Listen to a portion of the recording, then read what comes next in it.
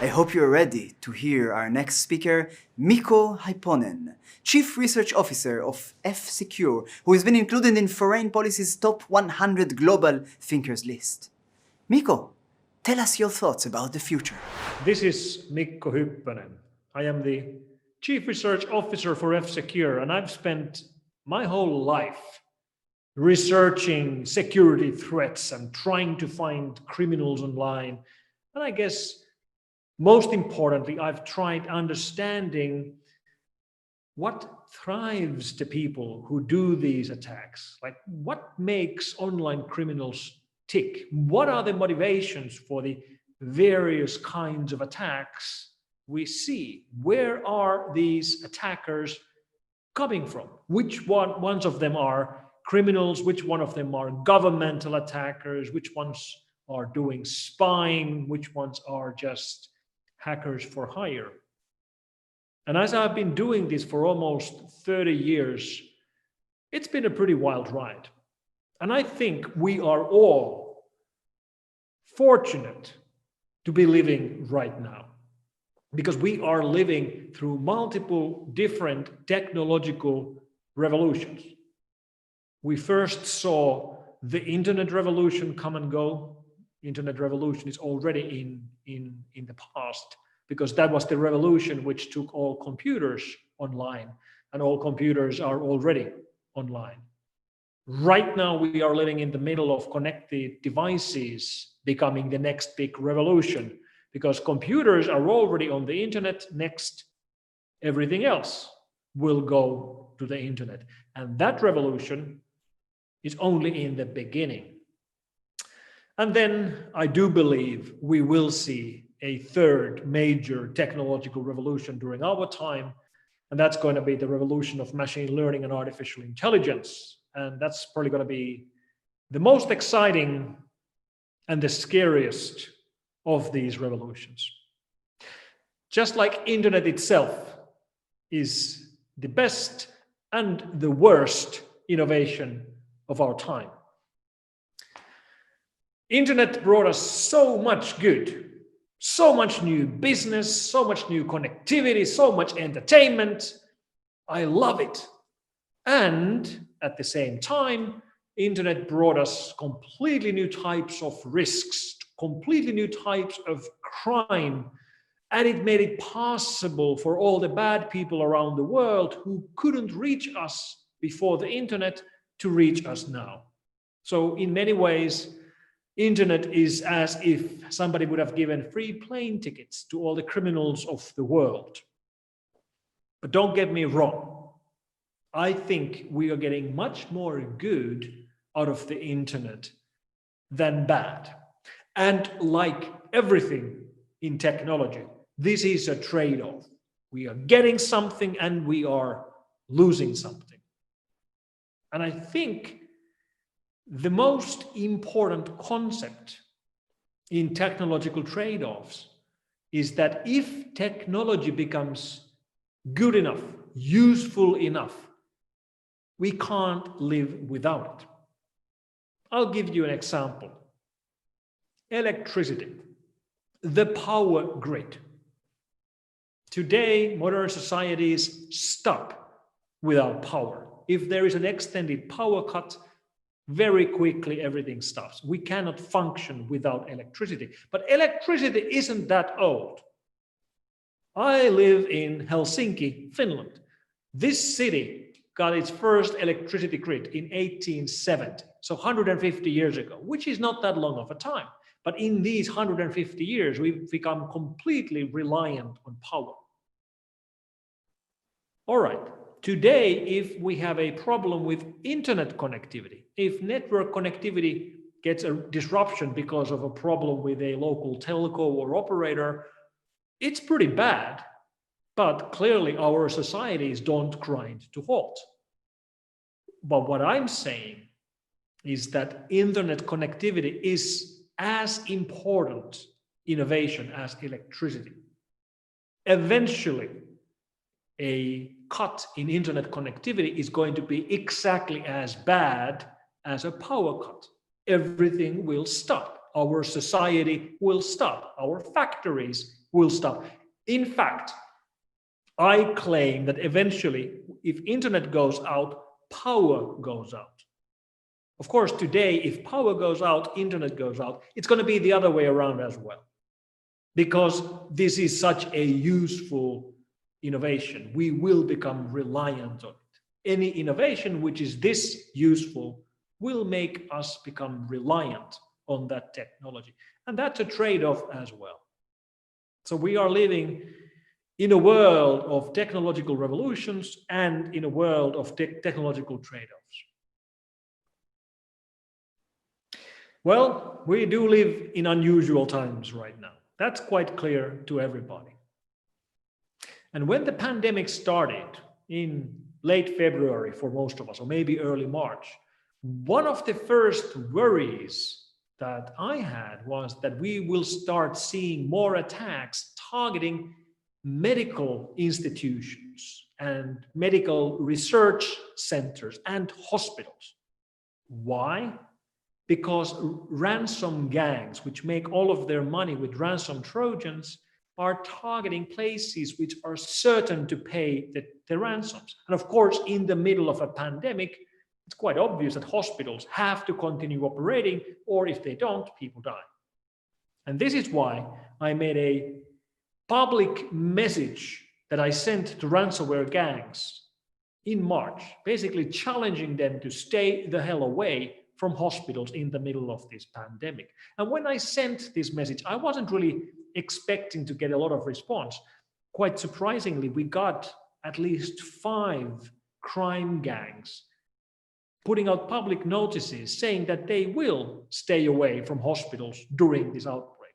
Netwalker did this, Klopp did this, Doppelmayr did this, Nedilim did this. This is the note from May's gang. And they did. Now, as most of us know, this hasn't been the whole story. We have seen attacks against hospitals during this time. But that's not really a change in the long run. We've seen attacks against hospitals with ransomware over years. Hospitals are a good target. Quite often they pay the ransom. So this makes sense from the point of view of the attacker if the attackers have no ethical restrictions that they would impose on themselves, preventing them from targeting something like a hospital. So when we look at the timeline, we see plenty of attacks against medical institutions or hospitals, probably most famously the WannaCry incident of 2017, during which we saw massive problems at NHS, which is the National Health Service of the United Kingdom. During the WannaCry attack against NHS, we saw a lot of, for example, surgical operations cancelled in the United Kingdom. It was bad enough that we actually got in touch with the Statistics Center of the United Kingdom, and we got the death statistics for the whole country for the WannaCry week and for the same week a year earlier. So we could compare if there's a peak in deaths during the WannaCry ransomware incident. And I can tell you that we actually didn't see a major peak. There was a small increase in deaths, but the increase was so small that it wasn't statistically important. But if we continue this timeline with the 2 latest entries, both of these happened during the pandemic, during this pandemic. The biggest headlines were probably done with the attack in Germany targeting this place. This is the UKD, University Clinic Düsseldorf. They were hit with an attack done by the Ruik gang, which was one of the gangs which never said anything about targeting hospitals during these attacks. In fact, this particular attack might have been an accident, because when BKA, that's the Central Criminal Police of Germany, entered the chat access which this ransomware builds in targeted organizations and started talking with the criminals were surprised. They didn't realize that they had hit a hospital, but it was a hospital. And during this crisis, the clinic had to turn away patients, and tragically, at least one of those patients died. Now, we don't really know how much this unfortunate death had to do with the ransomware incident, but it is obviously sad, and there is possibly a criminal investigation underway. Basically, this could be something like manslaughter. I'm not a lawyer, but we don't have very many examples of people directly dying when you link the root cause to something like a piece of ransomware. The university health systems attacks in United States has been a big deal as well. Fortunately, we have no reports of loss of life during those attacks. Now, ransomware is a big problem. And if we think about how today medical systems are reliant on computers, it's become the norm. When you look at images from an intense care unit, every patient has typically two computers next to the patient. One computer controlling the ICU systems, keeping the patient alive, and then another laptop, which is used to keep track of the state of the patient. This is the way we work today. Technology has become so good, we become reliant on these technologies. And ransomware itself is changing. We are now seeing more and more attacks, what we call ransomware version 2. Ransomware version 2 are attacks which were started by the Maze gang in January of this year. The idea is simple. They don't just encrypt your files, because if they only encrypt your files, you can recover by just using your backups. And during the last 6 years, organizations around the world has slowly but surely gotten much better in taking backups, making sure that backups cover everything, making sure that backups are frequent enough, making sure they can actually restore the backups quickly enough, and actually testing that all of this works. And these things were not being done before ransomware became such a big problem. Now ransomware has forced organizations to make sure their backup processes are in place. And as this has happened, ransomware gangs have slowly but surely realized that companies don't have to pay ransoms because they have the backups. And this is why Maze started this new progress, where the idea is that they all don't just encrypt your files, but they also steal your files. And then they run public websites where they will publish your files or your emails if you don't pay the ransom. And in these attacks, there's nothing you can do with backups. Backups don't help at all. And this is the reason why we are seeing more and more major companies paying multi-million dollar, multi-tens of millions of dollars in ransom. And the more ransoms are paid, the bigger this problem becomes. And although ransomware is a big problem and there's a lot of money being made by ransomware gangs, it is not the biggest problem. When you look at the sheer amount of money being collected by criminals, they actually make more money with business email compromise attacks than with ransomware.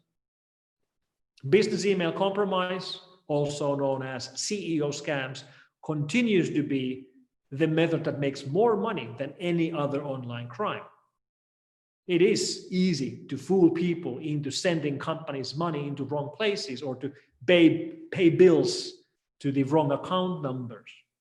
And whenever business email compromise attacks or CEO scams are in the headlines, a very typical reaction from people is that they sort of have a chuckle about it. They laugh about it. Like, what an idiot in that company falling for some stupid Nigerian scam. Or how stupid do you have to be to wire the company's money away? Well, that's wrong.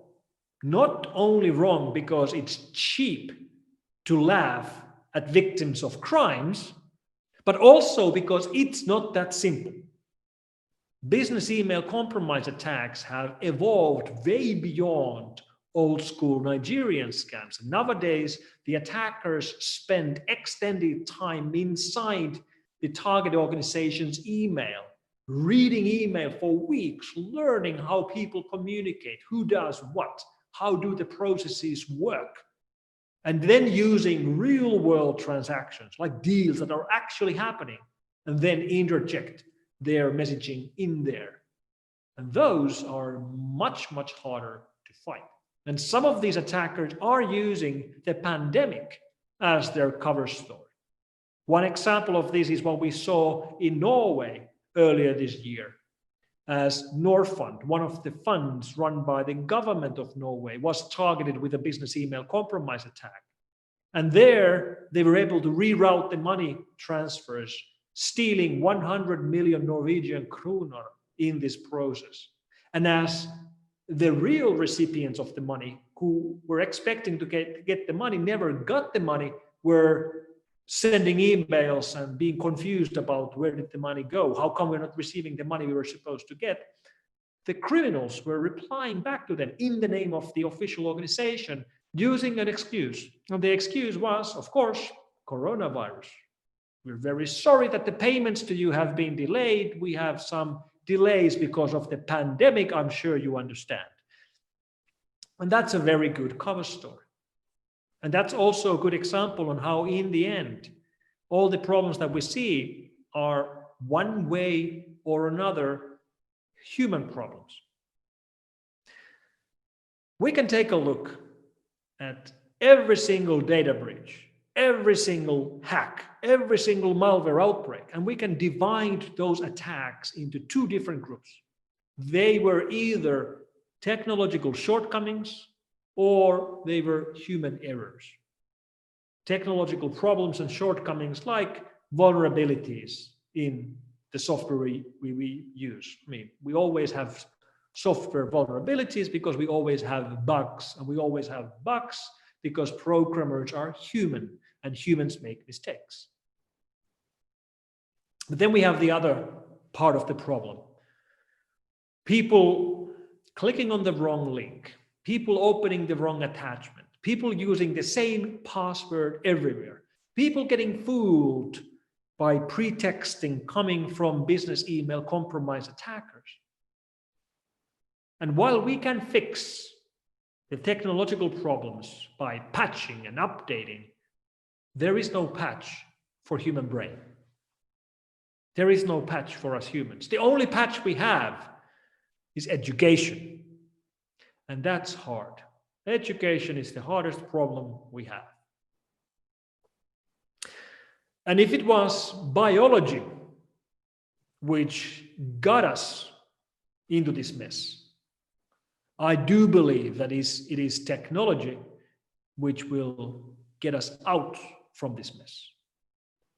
If this pandemic would have happened 10 years ago, we couldn't have done what we did now. I mean, we didn't have capabilities for remote work nearly at the level as we have today. In fact, I am quite surprised that the bandwidth has been good enough for us to continue working from home. There's been pretty good bandwidth around the world for downloading video, but uploading video, that wasn't clear to me. It wasn't clear to me before the pandemic that we actually could move all the workforce from home so quickly. So the next time you see people working at the local telco or local operator, thank them. The next time you see people from your IT team, give them a thanks. They've done a great job. This has been far smoother than we would have believed. And in fact, we have been led to this new digital revolution because of a crisis. I hope good things come out of this crisis as well. And if biology got us into this mess, technology will get us out of this mess. Thank you for your work. And thank you for joining Cyber Week Online today. Thank you.